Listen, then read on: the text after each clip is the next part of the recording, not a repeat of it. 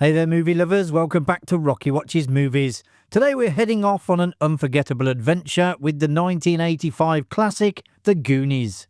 This beloved film, packed with treasure maps, hidden tunnels and booby traps galore, has captured the imaginations of fans for decades. But beyond the truffle shuffle and the iconic characters, there's a whole world of behind-the-scenes stories, surprising production secrets, and little-known facts that even the biggest fans might have missed.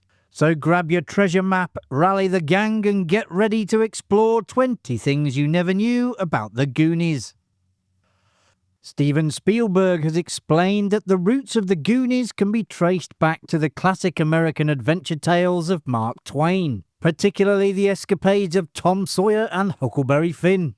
He pointed to the David O. Selznick production of The Adventures of Tom Sawyer as a key influence, especially the sequence in which Tom and Becky become lost in a cave. That story featured treacherous booby traps, perilous cliff faces, and the menacing figure of Injun Joe climbing after them with a knife gripped between his teeth. Spielberg noted that this blend of danger, youthful bravery, and imaginative peril formed the primary inspiration behind the Goonies, shaping its sense of high-spirited adventure and its timeless appeal. Although the story came from Spielberg, Chris Columbus wrote the screenplay and Richard Donner directed. Spielberg, however, served as an executive producer on The Goonies and reportedly kept a close eye on the set. It has since emerged that he even tried his hand at directing certain scenes, including the wishing well sequence and the moment when the gang bangs on the underground pipes. Former NFL player John Matuzak's makeup for the role of Sloth took around 5 hours to apply each day. One of his misplaced eyes was mechanically operated by remote control from off-screen. To synchronise blinking, a crew member would count down off-camera so Matuzak would precisely know when to blink. During the scenes filmed in and around the pirate ship, the cast were instructed not to get him wet in case the mechanism was damaged. The children ignored the warning and splashed him anyway. In an interview with the press, Data reported that the octopus was the scariest part of the adventure.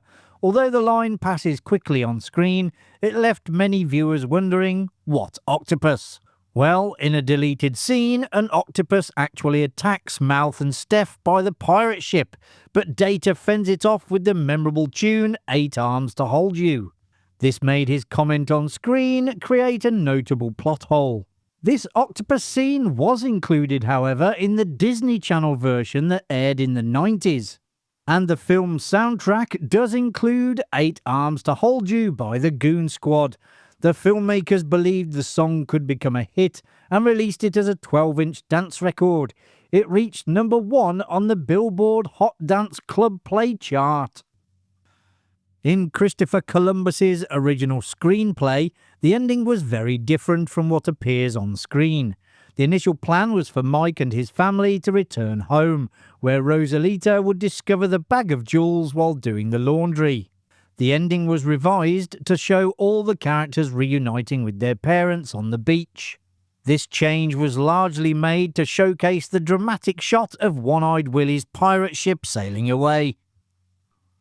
And talking of One-Eyed Willie's ship, it was a fully constructed set, built over 2.5 months to resemble Errol Flynn's vessel in the Seahawk.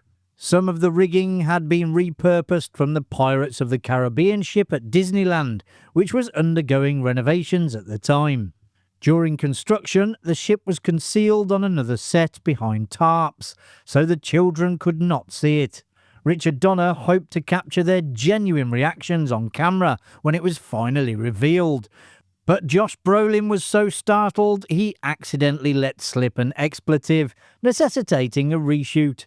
Although much of the Goonies was filmed on location in Oregon, the scenes featuring One-Eyed Willie's ship were shot on a massive soundstage in Burbank. At over 32,000 square feet, it was the largest stage on the Warner Brothers lot at the time. The slide the Goonies used to reach the cave containing One-Eyed Willie's ship was a fully operational water slide, with the end credits crediting the Langford Surf Coaster Corporation for its construction. It was reported that Donna and the crew would often sneak onto the slide after filming had finished for the day to have a go themselves. Once production on the Goonies wrapped, Sean Astin was given the battered treasure map prop used in the film to take home as a keepsake. Years after the film's release, Astin's mother, Patty Duke, came across the prop map in her house. Believing it to be nothing more than a scrunched up bit of rubbish, she threw it away, much to Astin's dismay. Many of the background extras were played by crew members and their families. For instance, the man who portrays Mouth's father at the end of the film was actually a cameraman. Several other family roles were filmed by the actors' real-life relatives, with Chunk's mother being played by Jeff Cohen's own mum. A stuntman was also used to portray the dead FBI agent found in the freezer. Director Richard Donner and one of his assistant directors make cameos as police officers arriving on the beach by ATV in the film's final moments. Even though the S word and its variations are spoken throughout the PG-rated movie, one scene when rocks begin to fall shows Data shouting, "Holy SHIT," rather than saying the full word. This was because Ke Huy Quan's mother wouldn't let him swear as a kid, even in movies. So Ke himself came up with the genius way of getting around his mother's rule. It was suggested in 2002 that Sean Astin may not have been acting against a prop. Reports claimed that the skull of One-Eyed Willie was real, though the rest of the body was fabricated. The skull was said to have belonged to a man named Raoul Wu, who had died from lead poisoning. Whether there is any truth to these claims, or if they are merely an online rumour, remains uncertain. Given that real skeletons were used in Poltergeist, it would not have been entirely implausible for another Spielberg production to pursue a similar level of authenticity. The mayor of Astoria, Oregon declared the 7th of June Goonies Day to honour the film, and the town holds an annual celebration. In 2015, marking the movie's 30th anniversary, the festivities featured tours of filming locations, movie quote-alongs, a cast reunion, and an attempt to break the record for the largest truffle shuffle ever. When Chunk speaks to the police on the phone, the officer refers to that last prank about all those little creatures that multiply when you throw water on them. This is obviously a subtle nod to another 80s classic, Gremlins, which was written by Chris Columbus, who also penned the screenplay for The Goonies. The bats lose much of their menace when you realise what they were made from.